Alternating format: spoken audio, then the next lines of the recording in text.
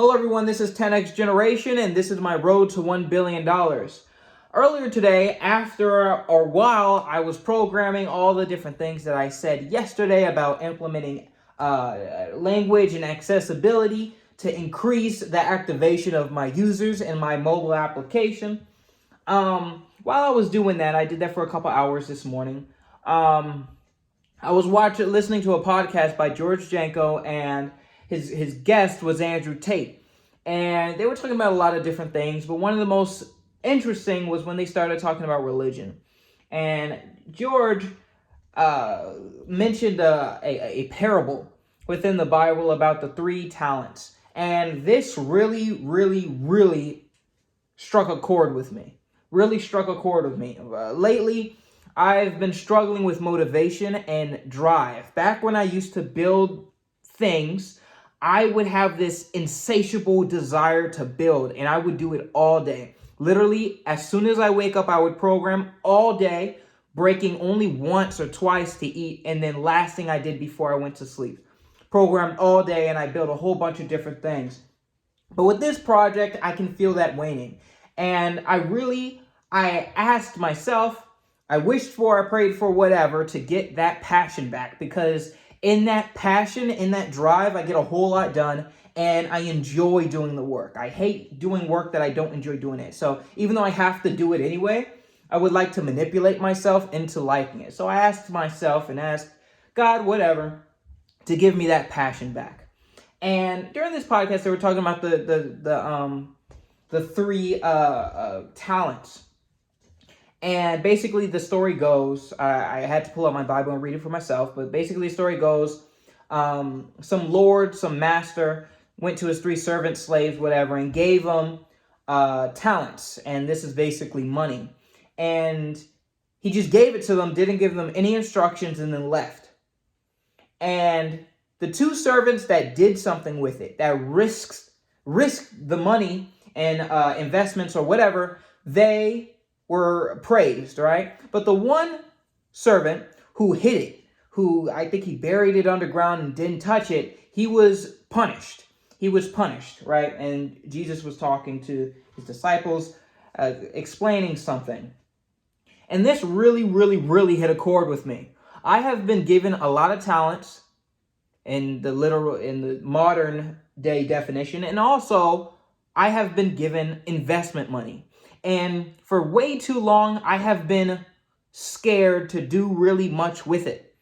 I really don't want to lose that money. And that's my biggest fear is getting this amazing opportunity and losing it because I did something stupid.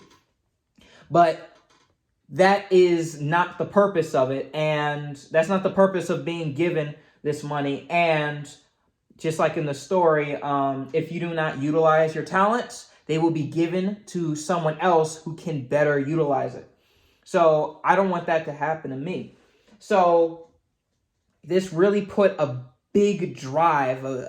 I felt that energy come back within me to program and to build what I need to build and start taking risks with this money in terms of hiring, in terms of development help, in terms of things like this. And I just want to share that. If you're given talents, if you're giving things, opportunities, and you don't utilize it, it's not going to last forever. And it will be taken from you in some way, form, or fashion. So make sure you utilize it. So the video today is being done a lot later because literally all day, I promise you, 8 to 10 hours, I was just straight programming. And this is kind of the power of some of these stories and getting your mind correct and asking for certain kinds of inspiration and things. Because once you get it, you can work endlessly and not even feel tired, right? And I love that feeling. I love it because I get so much done, and it's like a high I'm riding off of. So I'm going to be putting all my time, and I wrote down a list full of my priorities.